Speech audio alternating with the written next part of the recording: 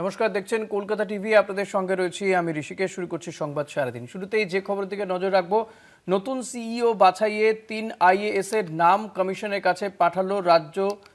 নীলম মিনা, তন্ময় চক্রবর্তী ও মৌমিতা গোদারা বসুর নাম প্রস্তাব। চূড়ান্ত সিদ্ধান্ত নেবে নির্বাচন কমিশন। রাজ্য সরকারের পক্ষ থেকে 3 জনের নাম পাঠানো হয়েছে।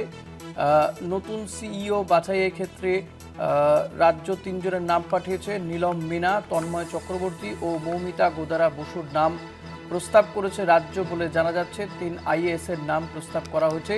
নতুন সিইওর বাছাইয়ের ক্ষেত্রে এই 3 আইএএস এর নাম প্রস্তাব করা হয়েছে রাজ্যের পক্ষ থেকে।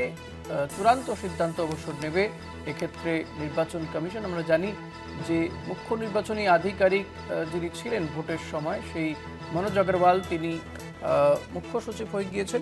এ নিয়ে আমরা কথা বলবো। দেবাশিস সেনগুপ্ত রয়েছে। দেবাশিস, কি আপডেট পাচ্ছ? রাজ্যের পক্ষ থেকে 3 জনের নাম প্রস্তাব করা হয়েছে। কতদিনের মধ্যে জাতীয় নির্বাচন কমিশনের ব্যাপারে সিদ্ধান্ত নেবে, কি জানা যাচ্ছে?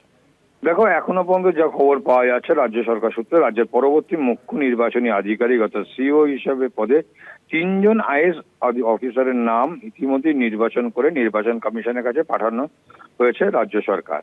এবং এখনো পর্যন্ত যা খবর পাওয়া যাচ্ছে, নীলম মিনা, তন্ময় চক্রবর্তী এবং মৌমিতা গোদারা বসুর এই 3 জনের নাম কিন্তু এখনো পর্যন্ত রয়েছে।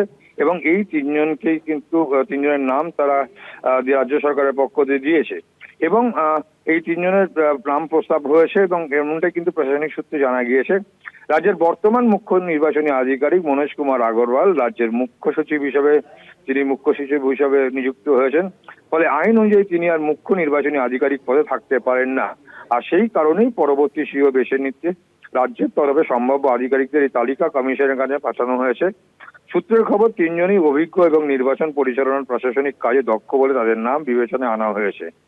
নির্বাচন কমিশন এখন এই 3 জনের নাম খতিয়ে দেখে পরবর্তী সিদ্ধান্ত নেবে। কমিশনের অনুমোদন মিললে রাজ্যের নতুন মুখ্য নির্বাচন আধিকারিকের নাম খুব শীঘ্রই ঘোষণা হতে পারে, এমনটাই কিছু প্রশাসনিক মহল মনে করছে। অর্থাৎ নির্বাচন কমিশন এখন দেখে নেবে তাদের যে অভিজ্ঞতা, সেই অভিজ্ঞতার ভিত্তিতে কাকে তারা প্রাধান্য দেবে এবং সেই নাম কিন্তু নির্বাচন কমিশন অর্থাৎ জাতীয় নির্বাচন কমিশন তারা নির্বাচিত করলে রাজ্যকে জানাবে এবং তারপরেই কিন্তু ঘোষণা হবে। কারণ এই মুহূর্তে কিন্তু নির্বাচন কমিশনের অর্থাৎ যে রাজ্যের নির্বাচন কমিশনারের যে পদটি অর্থাৎ সিও যে পদটি ফাঁকা রয়েছে, সেই জায়গায় রয়েছে কিন্তু তিনি চলে গিয়েছেন। কিন্তু এই মুহূর্তে তিনি বর্তমানে তিনি কিন্তু এই মুহূর্তে তিনি রাজ্য সরকার যিনি ছিলেন মুখ্য নির্বাচনী আধিকারিক মনোজ কুমার আগরওয়াল, তিনি রাজ্যের মুখ্য সচিব হয়ে গেছেন। অর্থাৎ সেই জায়গাটা খালি রয়েছে এবং সেই জায়গায় কিন্তু শীঘ্রই মনে করা হচ্ছে, রাজ্য প্রশাসনের পক্ষ থেকে মনে করছে যে খুব শীঘ্রই সে নাম নির্বাচন করে পাঠিয়ে দেবে জাতীয় নির্বাচন কমিশন।